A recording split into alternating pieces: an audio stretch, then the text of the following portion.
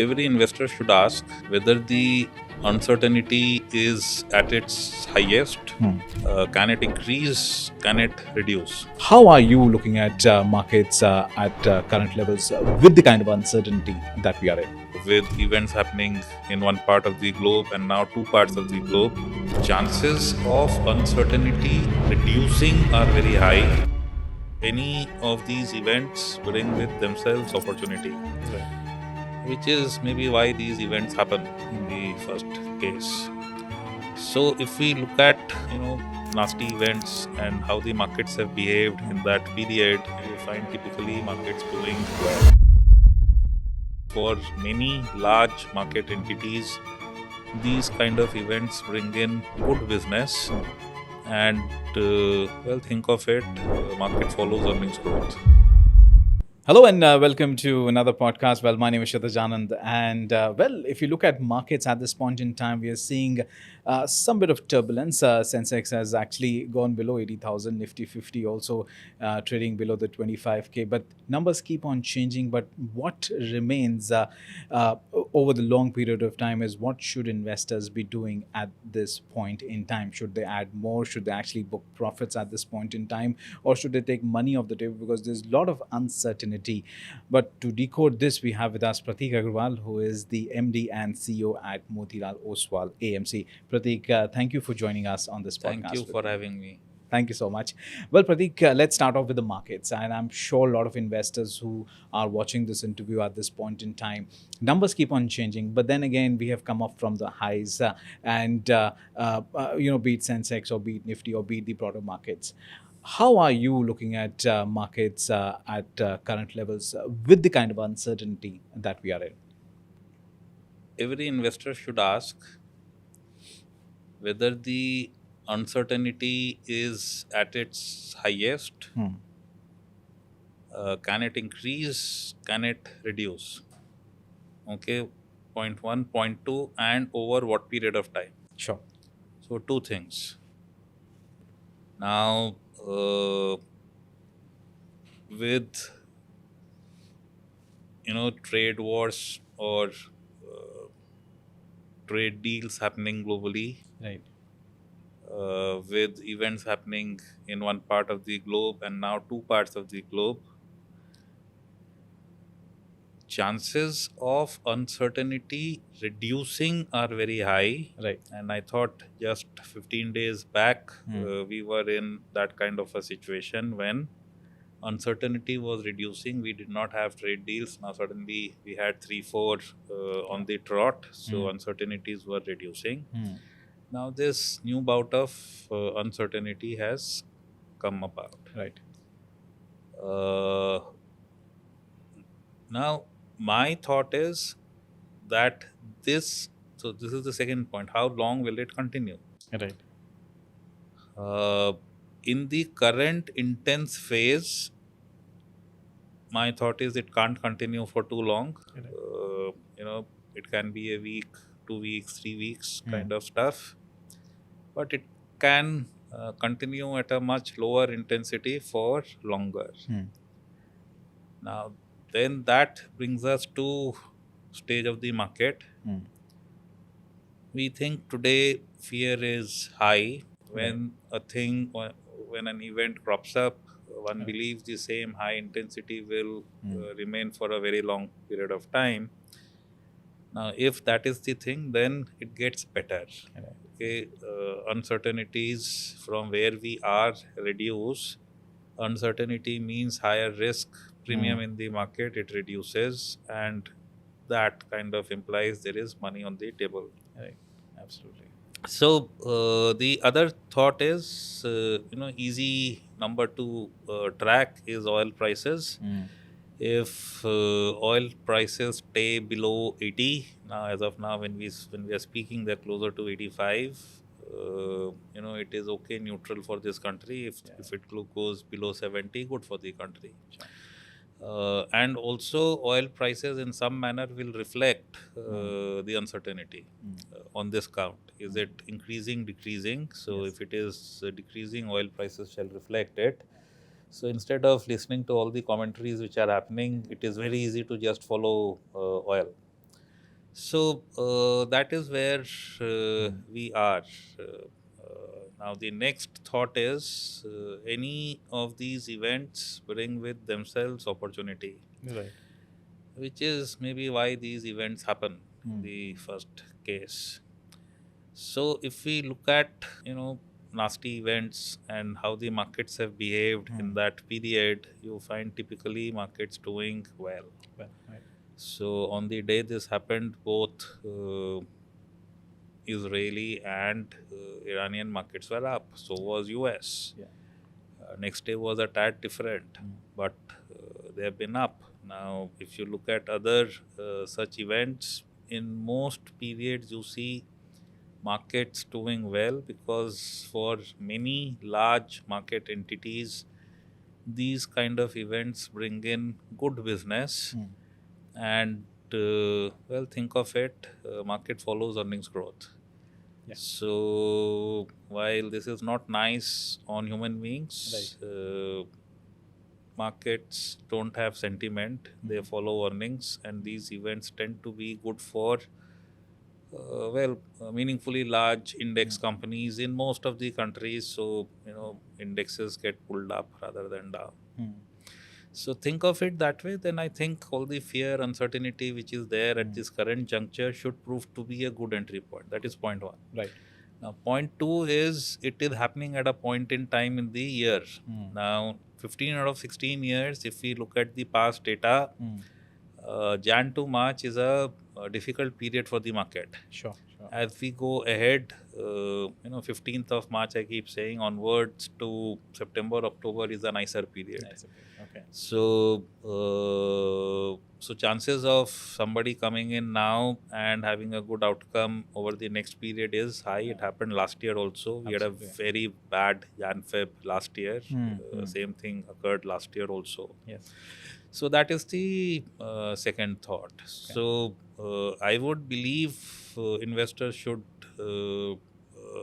take this as an opportunity. Markets have dipped while quarter three earnings were good. Most people are saying quarter four would be good. Every other global market has done very well. Right. So our relative valuations have improved. We did not have a trade deal. Now we have a slew of trade deals. So that issue is also out of concern. So a lot of things happening. Now, I think most rational investors should be looking at this period to invest rather than do anything else. Is the prime thought. Now, there is one more cut to it, which is asset allocation. So, equities actually have done quite well. It doesn't feel so, but most funds would have resulted in double-digit returns or closer to 20% over last 1 year. So there is some base effect. As soon as you move out of Jan and Feb, on 1 year you're looking good. On 2 year also you're looking mid-teens for huge majority of funds, which is more than other asset classes barring gold and silver. Okay. So, in terms of your asset allocation, you may have now got more equity. It doesn't feel like this. I'm saying it again, but it has done better than debt. And you could look at taking some money off the table. Is it the right time to do so? I would say, August, September is when one should look at that kind of asset rebalancing rather than just now. Absolutely. Now, definitely one thing is clear that this is an opportune time to invest because of the uncertainty or the fear that is there on the street. And history proves that whenever investors have entered or put in fresh capital during this phase, the returns are something which are better than the index or better over a long period of time. Also, tell us something if somebody from a fund perspective, if someone is already invested into the funds and the SIP is something which obviously occurs every month and we are seeing good strong numbers from that base as well. And I'm sure a lot of investors would have something in their mind. Arey, ab kya karna chahiye? Should I switch the fund or probably move into a better fund? Just like we saw last month, gold and silver sort of getting maximum share of inflows, followed by the other categories. So just to add on to that, would equity is the right, and would flexi cap or mid cap, or how should one be looking at the thematic funds at this point in time? No, so thematic funds, the investor takes the call of following a theme. Right, As right. a manufacturer, we enable the investor to do Investors, that. right. But we really think that investors should, build multiple themes into their overall portfolio, and a thematic enables them to do it rather than bet all the monies on one thematic. On one thematic, yes. So one thematic can behave like single stock. It can do very well, but it may not also do very well. So Yes. that bit is onto the investors themselves. Otherwise, if you give the money to the fund house into a diversified fund, building a portfolio representing multiple themes, Right. the fund house does it for the end investor. Yes. So it is how one wants to approach the problem of making money. Sure. The more focused you are on one theme, yes, returns can be higher, but risk is also Risk very is also high. high, right? Yeah. Absolutely. And if we look back, a lot of themes have actually performed globally. At a time when US and other markets have done well, Indian markets have not got a lot of those inflows. Is it because the themes that were making money and Indian or the India Inc. does not have that kind of representation in that particular category, be it AI, be it semiconductor? Is that could be one of the reason?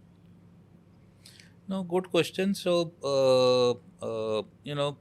and to some extent, what you are saying is correct, because, up till October of 24, amongst emerging markets, India got more money more consistently. Okay. October was when we first got ChatGPT, and I think some flow of money got impacted in that 1 month itself.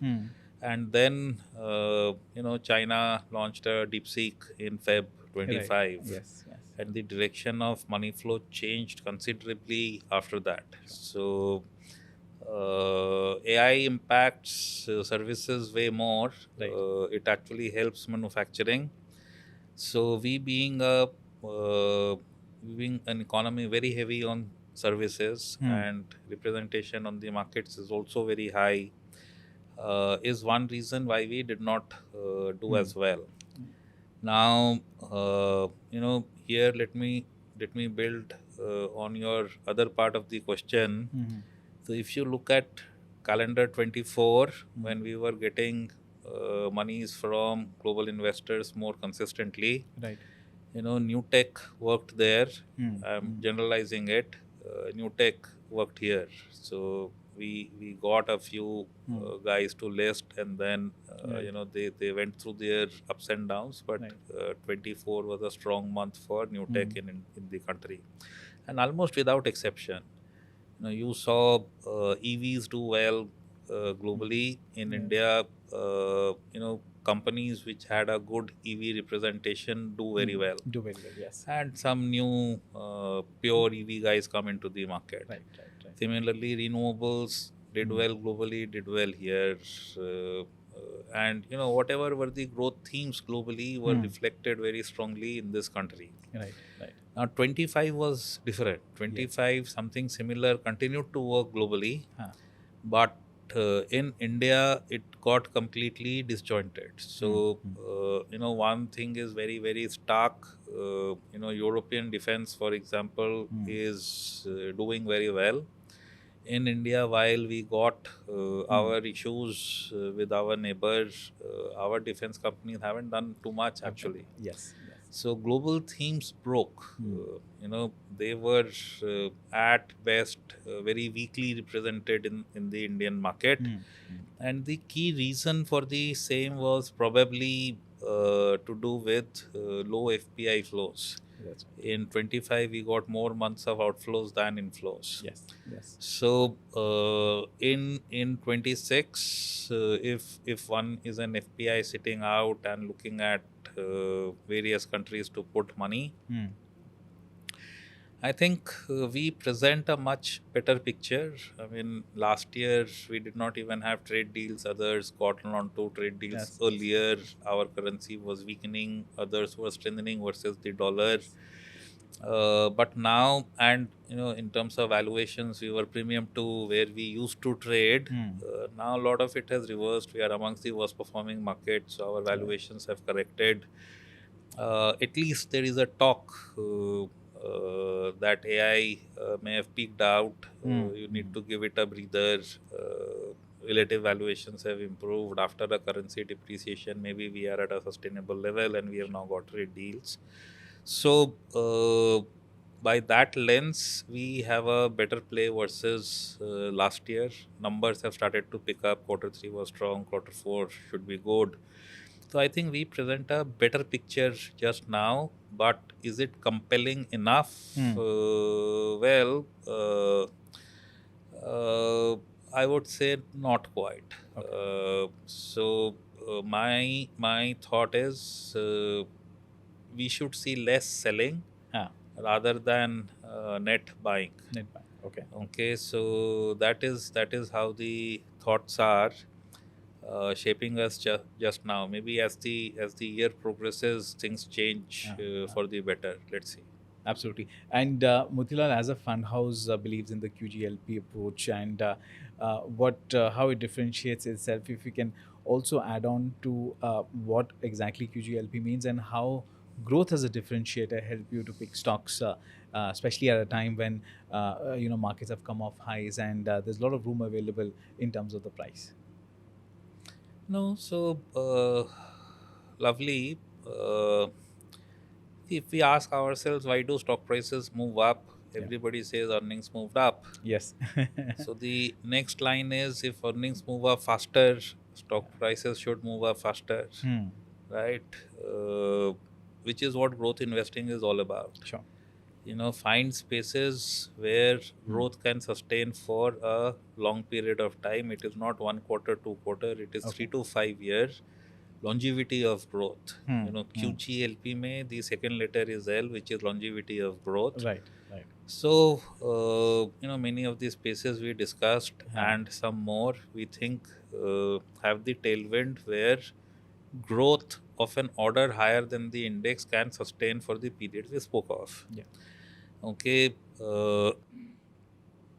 Over time, any example one thinks of,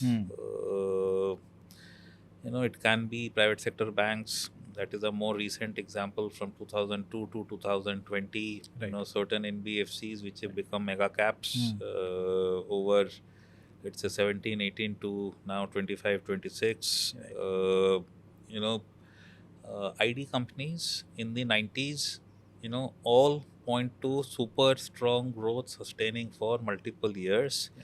In fact, at least I don't know of any name where there is no growth in earnings and it has moved up and has stayed up.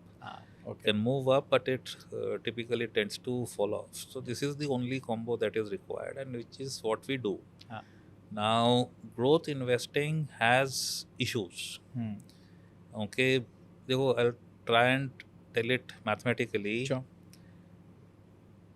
If one company does 12% growth with the same start point, that's a caveat, with the same start point, another one doing 30, yes, after period 1 would have returned higher than 12%, which the first company would have done, right? Yes. Now 12 is what an index does. Now the higher growth in this example ends up with a better outcome. So if you do a beta, that will show as higher beta. Right now, when times are not so good, higher beta bites on the downside, and times haven't been good. So if you see styles which manifest themselves in the market over last 4-5 months, value as a style has manifested much more strongly versus growth. Growth hasn't done very well. So the point is, as things normalize and markets stabilize and start to move up, great chance that growth as a style manifests itself strongly. Right. And hopefully that should provide a lot of tailwinds to our investing. Keeping fingers crossed for that. No, no, absolutely. But I'm sure there's another theme or another event which has come up, and these are black swan events, especially. No, so before that, I forgot. Let me develop on QGLP. QGLP, Okay, right? so longevity I defined. Yes. Okay, and quantum. So quantum is, if you get something which is doing 12, 12, 12, 12 is index. Now, what will happen if you get something which does 88% growth every year? Okay. You don't want it, right? Yeah. So quantum is higher growth than index in a meaningful manner. Okay. Okay, Sure. so longevity and quantum. Quality is that if can the business fund its growth through internal cash generation. Accruals, right. So higher the ROCE of a business. So ROCE is the number at which the business can grow organically, doesn't need to borrow money or raise fresh capital. Sure. Okay, so the higher is the quality, the more of the growth can be funded internally, and less risky. If there is an opportunity in the market, the growth becomes. So if you look at the marketplace, the accidents that you see happening are more, while the growth is there for taking, but ROCEs were not there, and the company was not able to raise money in time, and it stumbled. Right. So by having high quality, you reduce that outcome. And of course, in the end, P is valuation price. The multiple, yes. Better is the entry price, better is the valuation, the better is the outcome for investors. Here, if you are in a high growth phase, okay, and you have so we can take this, we can have a higher PE also. Right. Let's say one investor says 40 is good, but let's say most people would say 30 is good. Yes. Okay, there is a 25% reduction that is required. Now, if the growth sustains for 3 to 5 years, okay, of let's say 30%, you correct that 25% over 3 years. If you are still left with a number which is significantly more than the index returns in the same period, Right. I think job is done, because at the end of it, our job is to, in some manner beat the index. So that is the combo that one is seeking. That you start at a particular valuation number. There is a high growth in the interim. Even if somebody says it needs to be lower, if your exit multiples are lower, yet because of growth, you may end up with a better return outcome. It gets better if you exit at similar multiples. It gets even better if you exit at a higher multiple.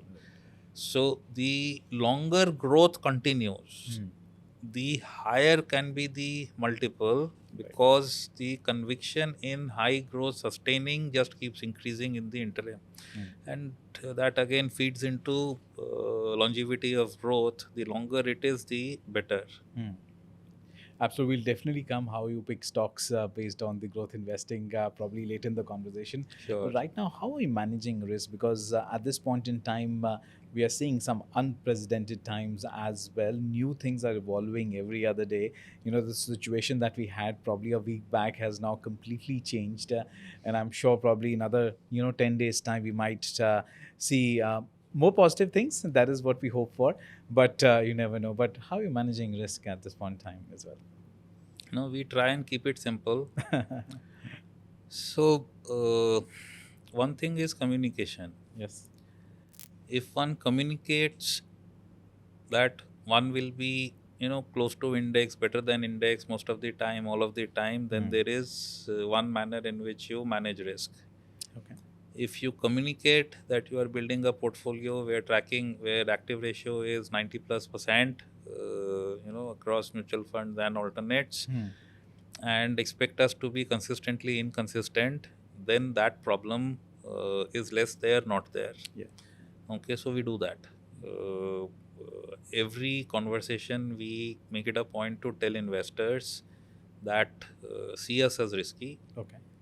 We run funds which are 90+% active ratio. To our mind, a very premium positioning. Nobody in the market has it or does this. Right. So we will be consistently inconsistent. Our method in madness is that to make the risk taken pay for the end investor, we keep the growth quotient very high. Now, we think most of the companies in the index, the mega caps, have had a glorious past. But now at their current sizes, they may struggle to do more than what an economy is doing. Exactly. And the newer spaces, so software was a new space in the 90s. Private sector banks were a new space in early 2000. They had a glorious run for 20 years and so on. Okay. If you want similar kind of outcomes, then one needs to be away from index. If there is something which is already in index, very good, but most of these spaces would be more heavier in the mid category. So for better outcomes, growth in earnings sustaining for long period is necessary, and that keeps us away from index. That is our method in madness, that while we are away, growth quotient is very high. It will over time pay for the risk taken.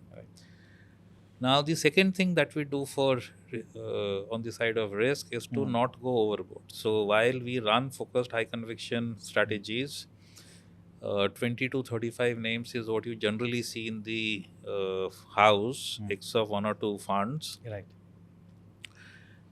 Positions are between 2.5 to 5.5, 6%. Right. Where there are higher, we take profits, we pull them back, and so on. So there is profit taking, there is rebalancing all the while going on. So sizing is one manner in which you control risk, and then the other way is to try and represent all spaces where growth will be there of the kind that we spoke of. Yes. And build in the fund. So with the thought that if in today's context, let's say defense is working, you have something of defense. Yes. You will say the theme is working only when those names are working, for example. Okay, you have something of electronics, you have something of renewables, you have something of EVs, and so on and so forth. So with a thought that in a 20 over match, 20 overs, you have something represented in all of those. You score runs every over, so the pressure to score too many in one is not there. Yes. But yes, at the same time, telling investor that there are two styles of managing money, value and growth. When value works, somebody else will do very well. Yes. If growth works, this is how we are trying to ensure we will do very well.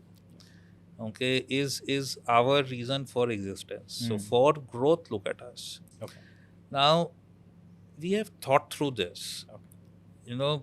If we do what everybody else in the market is doing, then there is no reason for our existence. Okay, and if you look at, and this is a question that everybody should be asking investors, and investors should be asking themselves, that in their current manner of choosing funds, are they generating alpha? So, there is this thought about consistent performance, right? How is consistency manufactured? It will be, your fund will seem to be consistent if you are close to the index in some manner. It can have an active ratio. So instead of, let's say, an index name in cement, you have a non-index name in cement, active ratio moves up. Right. You can have an higher active ratio, but you are anchoring it close to the index. Sure. You will seem very consistent. IT यहाँ पे 15% है. I'll keep it between 12 and 16%. You will seem consistent. Right. Okay, because all the sectoral risk will be manifested either ways. Now, no client buys just one fund and Yes. they want disjointed funds. De facto, for the sake of example, I am saying one fund they will buy will be left of index The other fund they will buy will be write-off index. Right of index. What they are getting is index, and on top of it, paying active management fees. So their net is lower than index. So unless you buy single consistent player, you are not going to make alpha. Yes. Similarly, if you buy 10 funds which have super long constructs, Yes. 80, 100 and more, see, through one manager or the other, you are ending up owning the market, 500 to 600 stocks. And you are paying active management fees. Again, your number is lower than index. So this traditional manner of choosing funds is not resulting in outcomes it was intended to. Yeah. So we say, there are two styles of making money. Don't over diversify your portfolio. We say we are best at growth style of investing. Have us on growth. Okay, pair us with the best of value. Anything that you look into us will be, let's take a ballpark number, 25 to 30 names. Yes. The value guy would be typically 80 to 100 names, but still 110, 120 names, your portfolio is done. Now, if you look at any literature, even this number is very high on diversification. Very high on diversification. Yes. The most people attack saying, are you diversified enough? Yeah. But why I'd say find an investor who has just us. Right. You have to look at relevance on the investor. This thing, are you relevant to him? He is already over diversified. Right. So this is what we try and communicate. If market is doing nothing, neither value nor growth will do. Yeah. If value is doing well, that part will do. Right. You tell yourself who is the best exponent of value. You tell yourself who is the best exponent of growth. So typically, when the style is not in flavor, they will not fall as much. Your net outcome will have alpha. And every investor keeps getting something every month. You top up with new flows, stuff where you believe there are tailwinds. Alpha opportunity increases. Brilliant. This is what we lend ourselves to. Absolutely beautifully explained there. But also, from a growth investing point of view, I'm sure with the recent fall that we have seen in the market, I'm sure it has given a lot of opportunities for you as a fund manager to pick stocks as well, and put some more additional cash to it, because now that they are available at a much cheaper multiple relative to what we've seen probably in the past few months. But from a growth perspective, as you pointed out, that if the company is delivering X amount of growth or double-digit kind of a growth every year, the multiple could be higher, relatively higher as compared to others. So how are you looking at more opportunities at this point in time as well? No, so problem is more difficult than it is because we don't have a continuous source of money. Every manager has $100, and in our house we keep it mostly invested. So 3-4% cash is max that you see in the funds, which means you have to reallocate. Okay. Now what happens is if the going is good, we keep taking some money off the table. And distribute it into names where we are positive but may not have done as well. So that is normal rebalancing. What happens if the market goes down? That is where thesis building for how long is the downtick going to continue comes in, and we spoke of that initially. Right. Now see, it's a fact that you are 100% invested and it's a high beta construct, so you will be down. Okay. Now what you have to fight against is this pressure to lower beta. Yes. Okay. If the thing is going to normalize in a shorter period of time, when you are down, the pressure to reduce beta is very high, but you have to fight against it and make beta higher, because on the uptick that is going to help you. Yes. Right. Unless that uptick gets postponed too much. So, which is what we do. If you look at our funds, we take money out of names where we think on the uptick they may lag a bit. So we are all high growth. Relatively speaking, I explained all high growth will be high Exactly. beta, Right, but right. still, you lower down weightage in names where you think on the uptick it will lag a bit, increase in names where you think on the uptick it will lead. So this is what it is. Otherwise, what happens is you lost one battle, you will also lose the war. Right, Otherwise, you lose one battle, you win the next one, you're still in the reckoning. right. So, but here, understanding how long it can continue is very, very important. So you do it too early, again you may get hurt. Absolutely. Also, now that we have you on the podcast, and AI is something which is actually getting or grabbing a lot of headlines per se, and uh, especially at this point in time, AI comes more from a support perspective for every business, Yeah. right? And I was actually hearing from one of the fund managers, and he said that. Till the time when AI is available more as a support function, it will add to more productivity. But the moment when it comes to decision making and AI starts to make those decisions, we could see a counterproductive event coming through. But from your perspective, what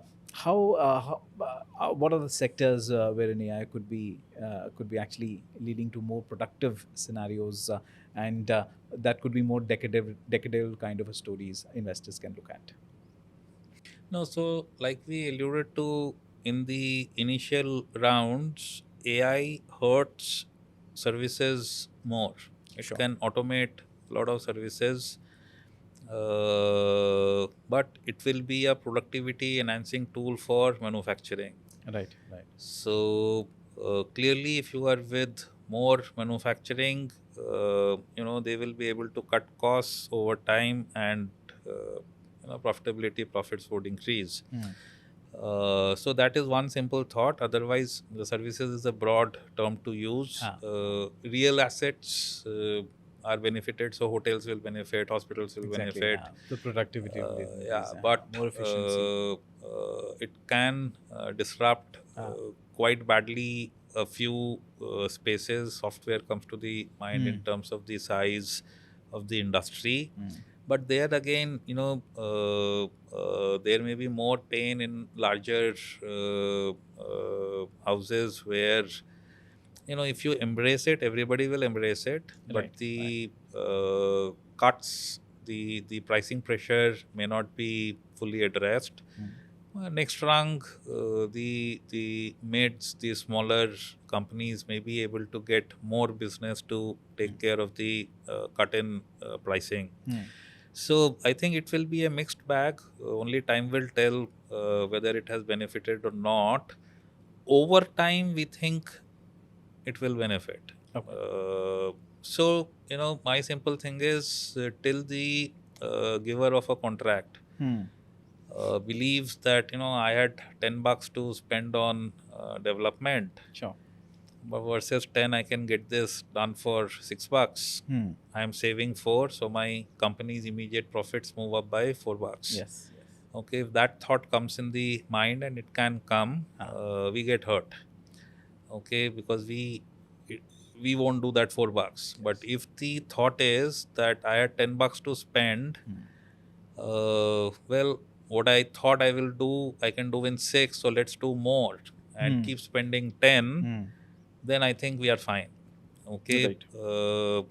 Since it is a competitive world and everybody wants to do more and more, make it better and better for users, for clients, for customers. My sense is very quickly you will not want to save that money, you will want to spend that money Right. trying to improve quicker, Hmm. because that is what is going to give you the edge in the Right. marketplace. Right. In that scenario, we are fine. Right. In that scenario, we We are are fine. fine. Absolutely. Absolutely. And now that we are talking about themes, Prateek, and India, the ambition is to move to a third largest economy.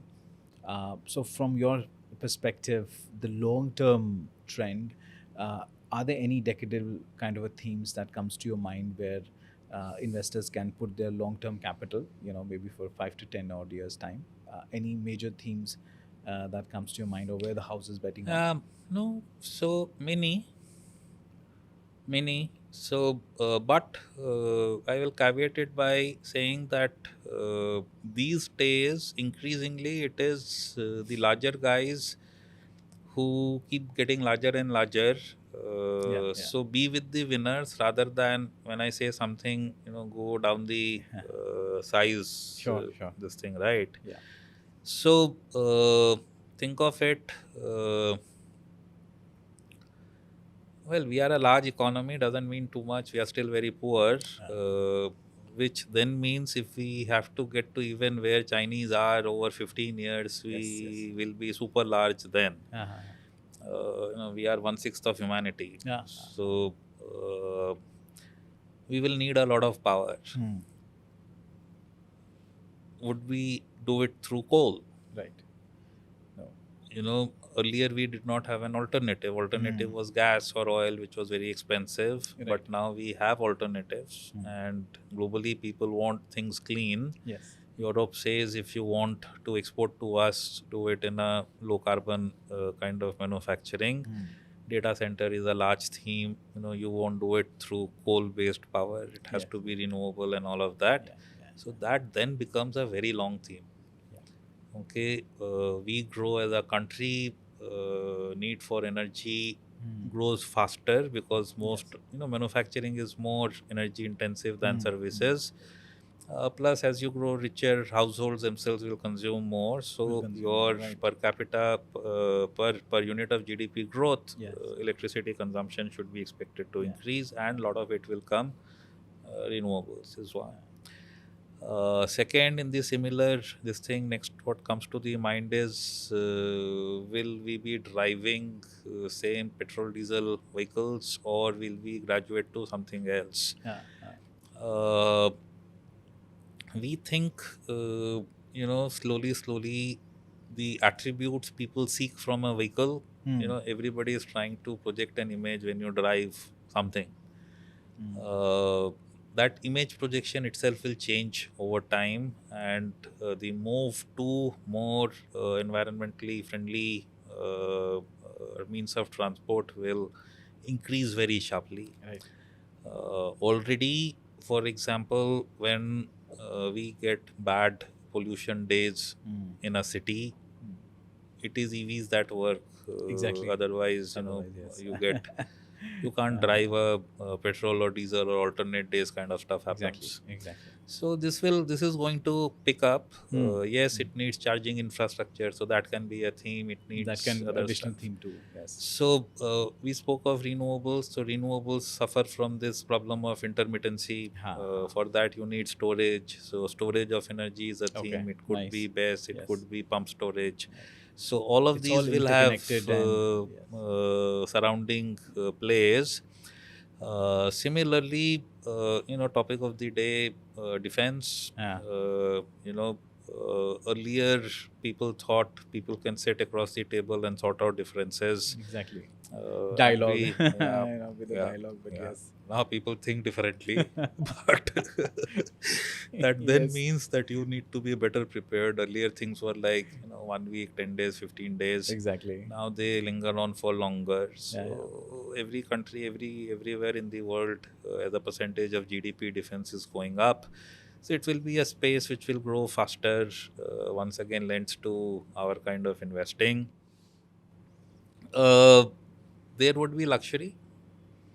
So think of it, in the past you may have got a hotel or a jeweler to look at it. Now these spaces themselves have got more choices. As Indian per capita increases, will they buy more ACs? Yes. Will they buy more jewelry? Will they travel more? Stay in better hotels, etc. All of that will increase. And from our start point, we say GDP size, but I think in terms of number of hotel rooms, we may be lower than one city country. Exactly. So very long runway of growth is absolutely there. So I think that is there. Now, if I look at another space, in financials, for example, Okay. earlier banks did what they did. Hmm, You know, hmm. we said 20 years of great performance by private sectors. Exactly. I Yeah. think 8 out of 10 did beautiful compounding. Hmm. But now, you know, and it is linked to per capita to my mind. As people are getting richer, they are getting risk capital, Right. and they want to, you know, take that risk and make slightly better returns Yeah, in yeah. the equity markets, in the capital markets. So I think capital market plays will provide, you know, to us higher growth in earnings versus, let's say, bank kind of a financial, you Sure. know, debt kind of plays. So, you know, think of it and you see it. Earlier, we used to go to brick and mortar shops. Nah. We still do. It's still cheaper there. Hmm. For most people will not believe it, but it may be still cheaper there. Yeah. But if you look at Absolutely. kids, they just want to, you know, press a button and Get things the appear. yeah. Fintechs, new tech, consumer techs Yeah. are all growing very fast. And I Hmm. said kids because they are the future, They're the future. Yes. They'll and drive consumption. market is all about Yeah. future. So I think these are spaces which we believe will have very strong growth. Hmm. But you know, in each one of these spaces, one thing is if you are with the leaders, Hmm. two things happen. They can take care of disruptions better. All of Right. these spaces are very high on disruption. Gone are Yes. the times when, you know, a cement company can keep doing what it was doing for several years, and you Yeah. could keep making money. In those kind of businesses, yes, Hmm. you can still do it, but in newer businesses, disruptions are can be very fast. Exactly. If you're with the leader, it it can have some time before it gets Yeah. disrupted. And second, what you also take care is you have already identified Hmm. that there is this higher growth DNA in Sure. leaders. You know, a lot of them would have started at the same time, but if two guys are already ahead, it means they had a higher Right. growth DNA. And ultimately, growth is what makes you money over time. Sure. So lots of spaces. This is one time in history, I am telling you, Yeah. where so much new is happening around us Exactly. that we, you know, in our presentations actually have a section.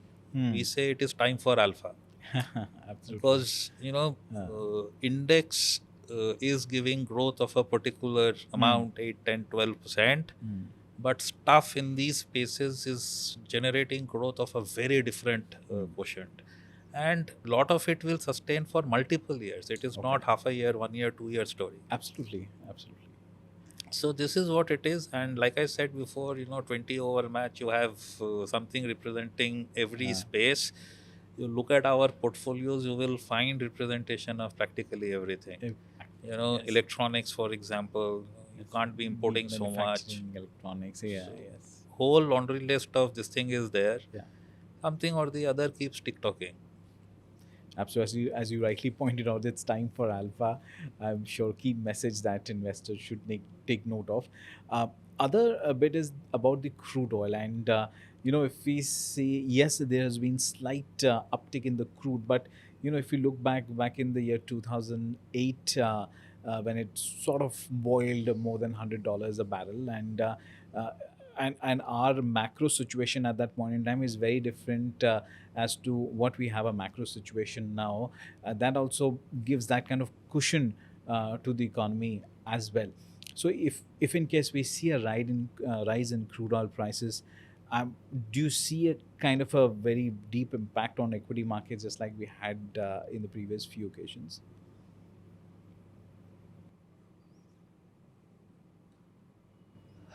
So we grew up with this huge threat on our mind that in 20 years the world will run out of oil. Yeah. You would have heard it when you were Yeah, a kid, exactly. right? And I remember Yeah, asking my dad, "तो मैं अपना scooter कैसे चलाऊंगा?" Okay, so exactly. The in scarcity thing. 2000, yes, and which is there in the mind, which is why I made this point. In 2008, whatever happened was natural.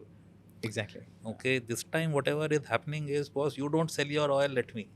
हाँ. You know, Oil Russia, का पंगा नहीं है यहाँ पे. There's oil no- is enough and more. Yeah. Now the politics has changed. Yeah. Now it is, power play is, I'll not let you produce. Huh. I will produce, you give me market access. Exactly. Right. Okay, so let's see how much they can do it. But point is, with the world having enough and more of oil, and oil intensity of every economy getting lower, so Right. China has reduced considerably, India has Exactly. done very well. Very well. Yes. And we are further improving. The impact of oil on economy is there, but not as much. So on current account, it is still substantial. We are any which ways negative on trade. Right. It gets more negative, but nothing like what it was earlier. Yes. So, and very difficult to believe that it shall sustain at a higher level for longer. Yeah. Because everybody knows, they will have oil left in the ground, and the world may not need it. So today the fear is just the opposite. So, and if the fear is opposite, then one starts to understand that a spike in oil price is a spike. It shall get settled quickly enough. Yeah. So, which then means, if this thesis comes out right, this is my belief, if the thesis comes out right, and you get a market cut because of higher oil prices, as it gets normal, it becomes a good opportunity. So, we spoke of intensity of events, right? Today there is a problem in transporting. It's not only ours, other things also get transported the other way, right? How long can it continue? If it can't continue for too long, then it is something which is clearly manageable. It is a risk, higher volatility in this period, normalizing in the next, an opportunity. Absolutely.